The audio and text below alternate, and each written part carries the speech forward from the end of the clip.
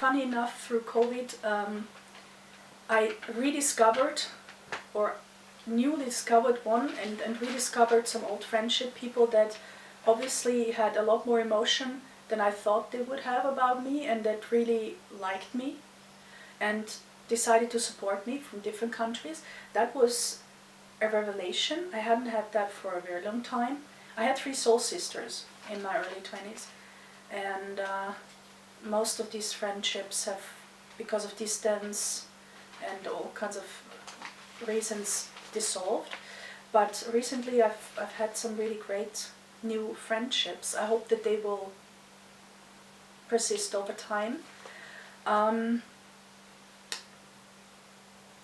Yeah, and of course that's one good thing when you're older, you know that to be even more careful. I've always tried to be careful with my long-term friendships because they're special to me.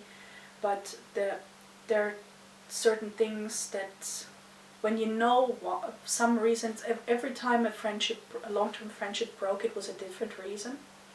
And if you're older, you know that some of these reasons can be avoided, some cannot. And the ones that can be avoided, you will know what they could potentially be, so you just try to be even more careful. Yeah, so for me it's really like friendships and just generic working relations, friendly collaborations with people that are important, and my project really. I've completely given up on the idea of a relationship with a man. Just to be very blunt.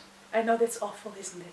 No, I don't... no more man. I'm a man. I've wasted so much time on men. I've wasted so much money on men. It's awful to say. I would have never wanted to say wasted when I was younger. But to be honest, most people just can't handle love.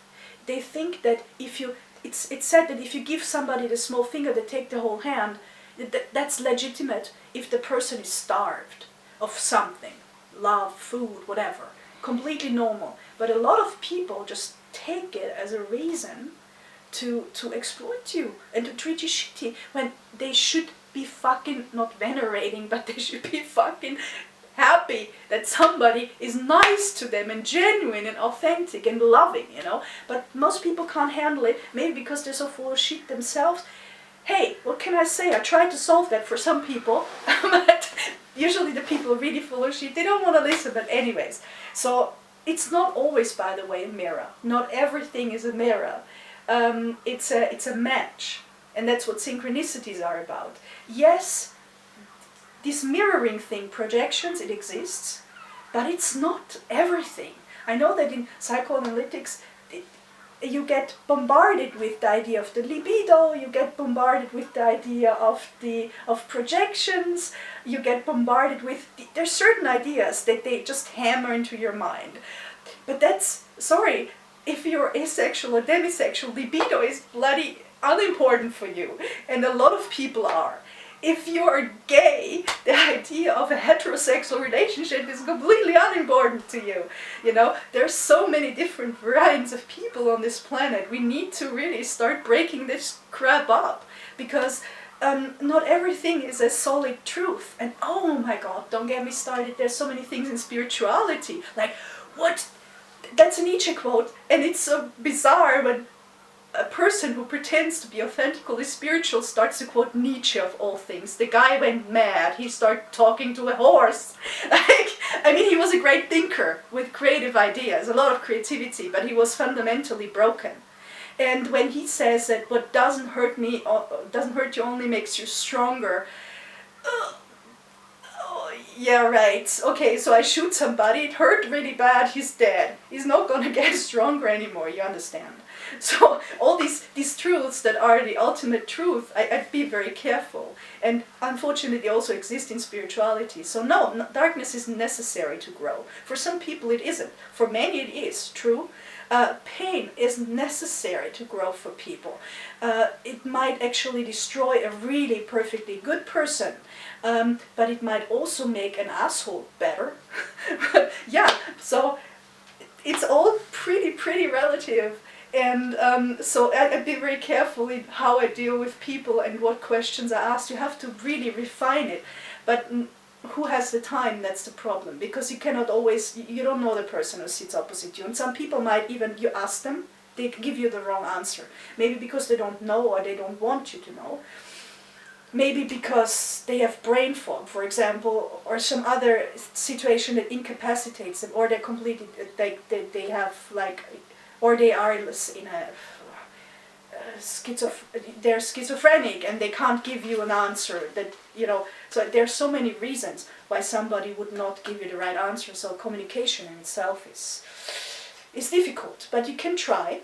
You can always try to dive into the motivation. I know you like motivations as a topic.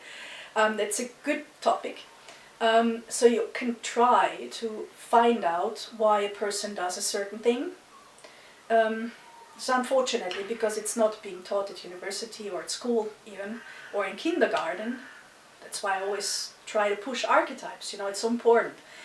You have to deal with yourself, you have to learn to deal with your psyche at a very early age, and archetypes are a super great blueprint, you know, to learn to deal with your inside. And if you learn how to deal with your inside, you will get better at formulating, expressing motivations, saying yes and no, you know, that's the basics, and some people can't even say a decent yes and no. And if you say no, they think, oh, maybe she means a yes. That's also something completely crazy. That for a long time it was said that, oh, a woman that says no, it's never no. Trust me, motherfucker, when I tell you no, it's a no. And still, a lot of people will not listen. But that's them then, them projecting the wrong, seeing the wrong image in the mirror. Because I know what I mean no, and I know when I mean yes, and I know what I mean maybe, you know.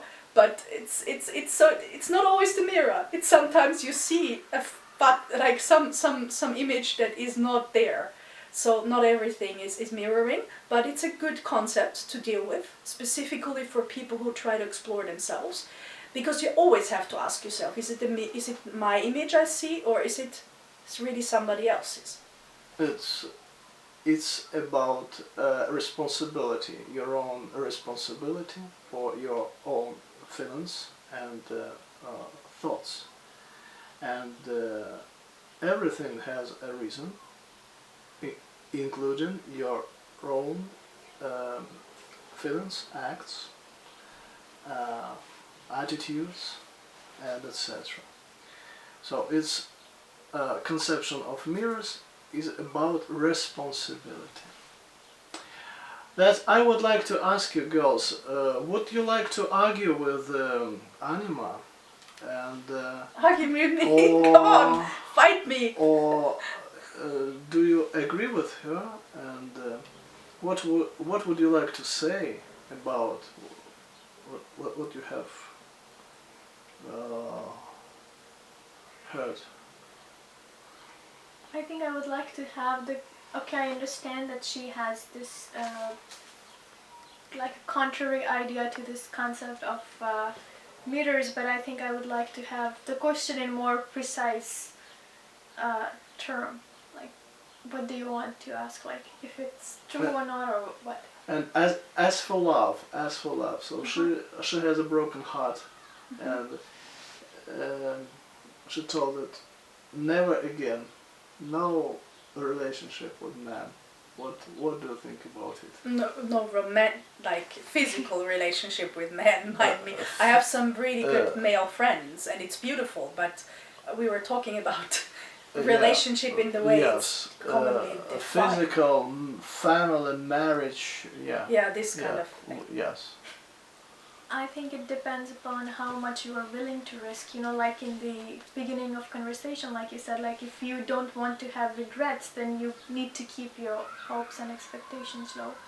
So for me, it's a risk. It's just like when you invest in a business and you don't know if it will be profitable or not. It's the same with the relationships. It's a risk, and it's up to you how much worth it is for you and how much you want to risk for it. Great, totally agree. And love is always pain, and you should be ready for this pain. And also another side of this is the happiness and the self-realization. Feel yourself like a woman, yeah, real woman, and etc. etc. What do you think?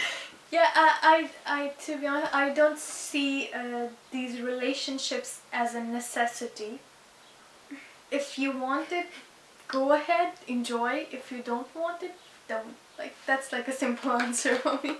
Yeah, I don't see them as a necessity. I know that majority of the people do it, but it doesn't mean that you really have to. I mean, if you feel that's being with someone makes you feel better, makes you flourish, like I say, I'm glad. But if you feel that you can do better without one, then that's the way. More power to you.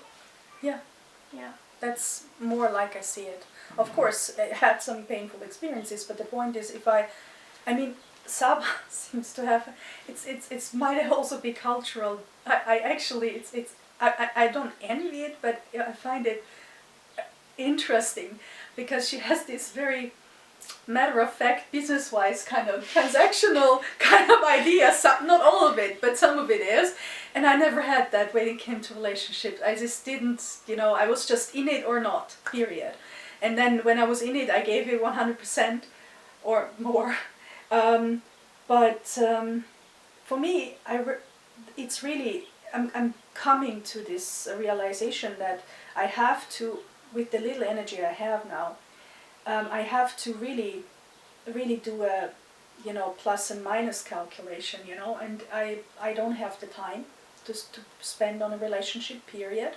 I could maybe make it if really somebody worth my time and my interest comes along, yeah.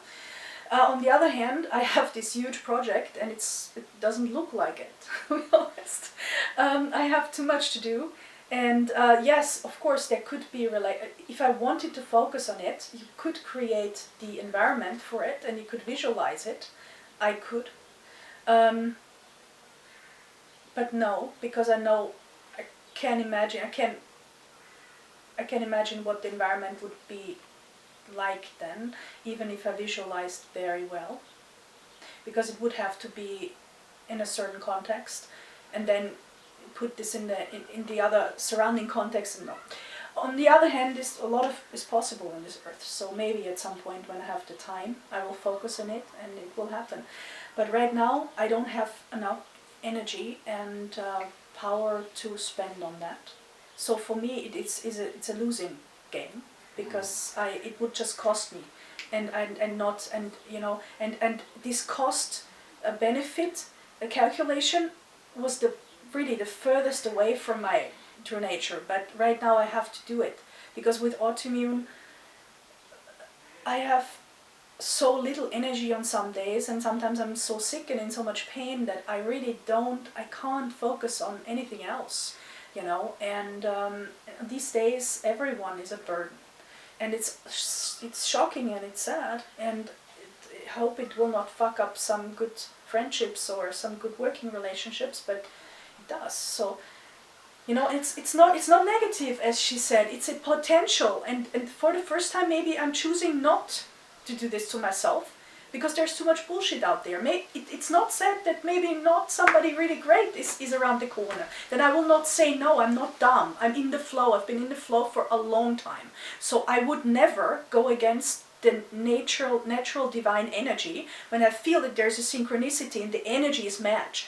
I wouldn't be dumb to say no, because that's really a cosmic crime when it's time and it's the right time for something and you don't live it. I would have to actually force myself to push it away. That would be so unnatural, I wouldn't do it. But that energy, that kind of synchronicity, I've only had, and not relationship wise, but this kind of level of synchronicity I've had a couple of times in my life. Almost all the time the guys confused it with a relationship when that was not my interest whatsoever. That fucked it up, but okay, that was it. If this happened to me right now, And it really were, from both sides, a match, and both wanted to be in a relationship, but be dumb to say no. Who would, I mean, I know people would do it, but who in their right mind and in the flow would do this? I couldn't physically do it, because my cells are so part of everything, that if I said no to this, I would hurt myself, like emotionally, spiritually, almost physically. So no. But Saba formulates things so well. It's a choice, and that's how it is. And yeah, and that's really how it is. But I've spoken too much. Yes, let's ask Christina. You said these days everyone is a burden. Two little burdens here. No, these days when I'm really super sick, then everyone is a burden. Not nowadays, not but all the time. all the time. Not all the time, and certainly not then. Okay. No. Christina, what do you think about love, man, and sadness, and the pain? And If you ask me about Alexander, so I think that it depends of what Alexander feel. Like, is it okay for her? So for me, I'm good. Like, it's okay.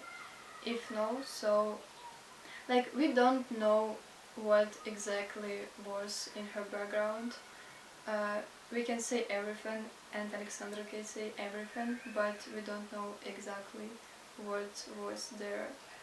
So, in my opinion, I think if person had a bad experience or pain in love, like he shouldn't think like never love, never these feelings, like it's not mine. I think he has to think like I will try when the time came, like when I will be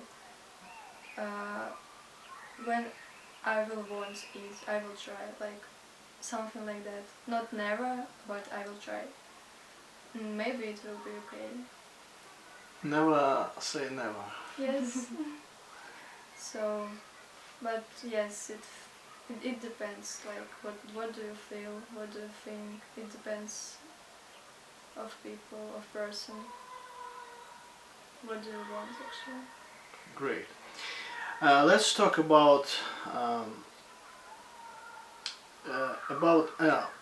one more question about. Is it important for you to look sexy and passionate and attractive?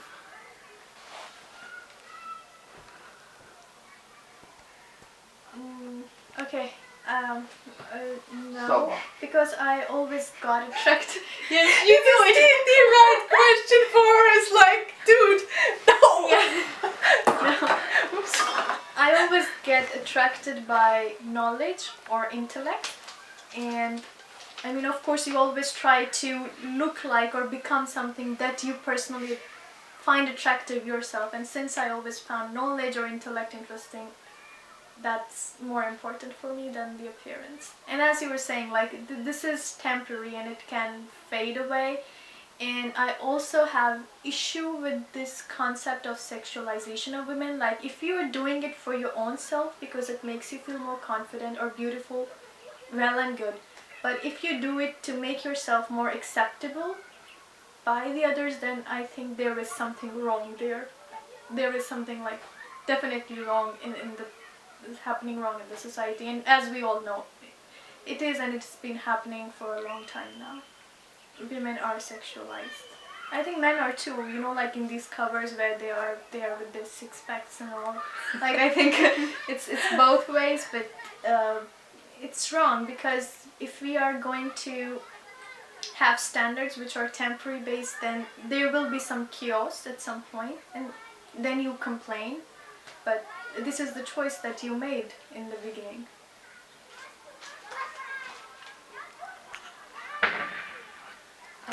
Christina? For me, that is important, but it depends what do you mean in this word sexy. Like, I think Sexy is like confident, and how do you feel yourself inside of you? Like, if you feel yourself confident, in some case you look sexy. I think it's not like short skirts or something in clothes. No, it's like how you feel yourself. For me, is that, yes. And confident, freedom, maybe something like that for me. For me, is sexy. And of course, intellect, smart, development, all of these things. Intellect is sexy. Yes, sure. And when you can communicate with people, when you don't have some problems like with communication, yes, as I said. So for me, sex is confidence. Brilliant. The most beautiful woman I've ever seen, and in this sense you could say sexy, was in 2003 in Munich. It was, one of these moments where really time stops, because you've seen something so pure and beautiful. It's just, I've seen a lot of beautiful men. I'm attracted to men, but this woman, she was just completely without makeup, very young, but that age is not the defining factor here. It was, you could feel that she was confident, you could feel that she was completely okay with herself. And that moment when she crossed the street, I was like, wow. Yeah, that was, and that was without any effort, without anything artificial. And that was just, and that's what, if you want a really sexy woman, she has to be empowered, she has to know herself. So all these men that try to control and deform women, they take away from them their own self. It's a stupid act, actually. And if you think you want to be smart by pressurizing anybody, well, you actually just fucked up the most beautiful thing in the world, maybe now, maybe in 10 years, because you don't know what the person is going to grow into. So, but yeah, of course, for me, that never mattered. I was very stylish when I was studying business, because I had studied fashion. I love beautiful things. I always make the choice for the human if I have to choose between something aesthetic and that. But I always wanted to look, I didn't care what others thought about me, but I always wanted to look as perfect as possible for myself, in a sense. Not in a sense of this killer perfectionism, but in a sense of artistically optimal, let's say. So my nails were in a specific color, my clothes were matching, there wasn't any dirt on it, it was just looking good, So for this very reason I trained. It became continuously more difficult because of the autoimmune that was growing. So I didn't understand at some point why I worked out like crazy and nothing happened, and I just gained weight, even though I ate very little. And I lived with an anorexic dancer at the point who was like, "You don't eat much." Yeah, I didn't eat much. And I ate the right things, at least I thought so, but not the right things for my type of autoimmune, unfortunately. So there was a lot of histamine and my body was getting out of shape. But the point is, I think it's a good thing to feel good, to do whatever feels good for yourself, and to just dress the way, I don't believe in this social media competition shit, because it generates just one look and one thing that sometimes isn't, to be honest. All these fashions right now, most of them, from a fashion designer point of view, they're shit. I wouldn't want to wear it. This is just something that gets promoted. But if you really are getting at it from a style perspective, like from somebody who really knows style, this isn't great. It's not a great combination. It's just something that somebody wanted to market, and because they have the market power, they do it. But these Instagram people, they all end up looking the same. What is important though is that you are healthy as much as possible if you can. Some people can't because they have a disability or some other illness or whatever. Try to be just work on your inside and work on your outside, not in an excessive way, but in a healthy, balanced way. Try to be as fit as possible, try to eat good stuff, try to be around good, nice people if you can. I know that's not so easy, because we have a lot of toxicity in the air, in people, in everywhere, you know. Try to be around animals. Saba is always there. We can't forget a pet.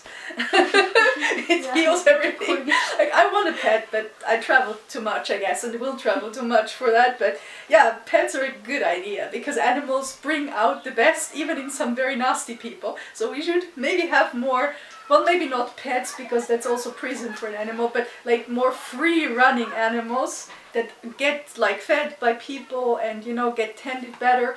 But we should also like tend our bodies and everything. So I believe in good balance, actually, if you can. And a lot of people don't have the money or the options for that as well, or the knowledge. But I think, yeah, I don't think being looking sexy matters at all, because it only matters if you want to impress somebody and want to have sex.